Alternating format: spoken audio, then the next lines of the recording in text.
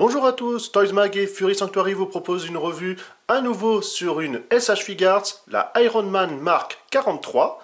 C'est du film Marvel Avengers Age of Ultron, toujours Bandai Tamashii.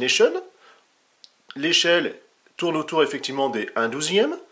On a la petite boîte, on voit voilà, les petits logos partout, la figurine en fond avec ses accessoires, que ce soit ses tirs qu'on a ici, quelques mains qu'on aperçoit. À l'arrière, toujours une présentation de différentes poses, plus ou moins action ou sobre. Une fois déballé, on peut ainsi apercevoir tout ce qui va être fourni, c'est-à-dire, comme je vous le disais, rien de plus. Et effectivement, même pas un petit stand. Au niveau action, il va falloir encore passer à la caisse, mais ça c'est habituel avec Bandai. La notice, pour nous expliquer voilà, ce qu'on a et comment les attacher. Donc c'est assez facile. On note également qu'on a un déport ici au niveau de l'épaule qui va permettre comme ça une amplitude un petit peu plus grande. Concernant les mains, on peut les voir qu'elles sont plus ou moins ouvertes.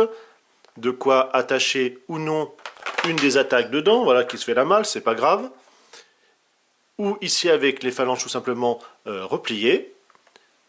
Les différents tirs qui vont servir également à se mettre sous les pieds en termes de réacteur. On note que c'est assez souple, hein, vous pouvez voir. Donc ça craint pas grand chose, mais quand même faire attention. On part du blanc puis aller jusqu'à l'ambre, jusqu'au bout, en version dégradée. Donc c'est quand même assez bien fini. Ça reprend tout simplement comme Revoltech avait pu faire pour son Iron Man. Peu de choses à redire sur la figurine. Vraiment très belle, la peinture est bien appliquée. Il y a une ou deux micro-coulures ci et là, mais c'est vraiment pas méchant. Il y a du détail absolument partout, que l'on voit ici au niveau des abdos, les jambes, les bras, voilà, vraiment du très très gros travail. Et également sympathique, les articulations sont assez bien cachées. Vous pouvez voir par exemple ici pour le genou. Du fait de la plaque, on ne se rend pas compte qu'il y en a une. Et ça c'est quasiment absolument partout. On a, comme on montrait la notice, tout simplement l'épaulette, qui va permettre comme ça, voilà, on a un petit cran pour décaler l'épaule et aller chercher un peu plus loin dans le mouvement. Alors justement, on va voir ce que ça va pouvoir donner. Donc, on a la base du cou, mais également au niveau des cervicales. Je vous ai montré l'épaulette ici, qui va permettre comme ça de dégager l'épaule pour le mouvement, ball joint, rotation, le coude en double. Donc on voit comme ça que ça fait sortir cette partie-là. Un petit ball joint pour la main. Vous avez le dessus qui va permettre, alors déjà voilà, qui est articulé, pardon. Comme ça vous pouvez plier plus ou moins le poignet pour pas que ça gêne.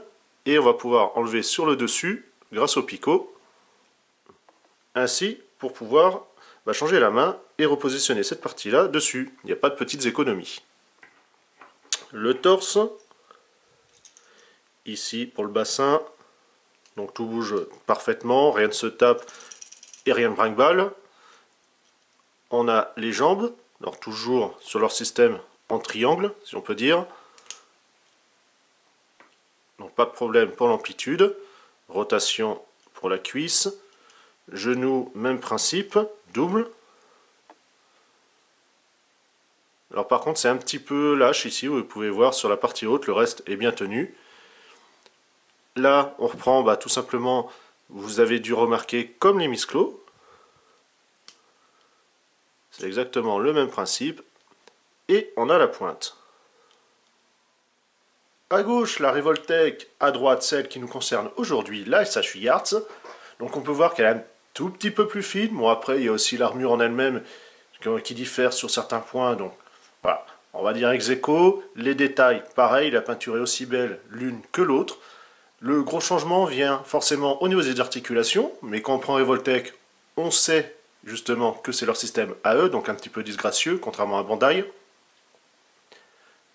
En plus, voilà, comme je vous l'avais dit, ce qui va surtout gêner, c'est chez les Revoltech, les articulations qui sont grises, en fait, donc qui ressortent énormément. Sur ce, je vous laisse. Prochaine revue, encore du SH Figuarts, avec Bandai Tamashii, ça ne change pas. Et sur ce, en attendant, je vous dis salut à tous!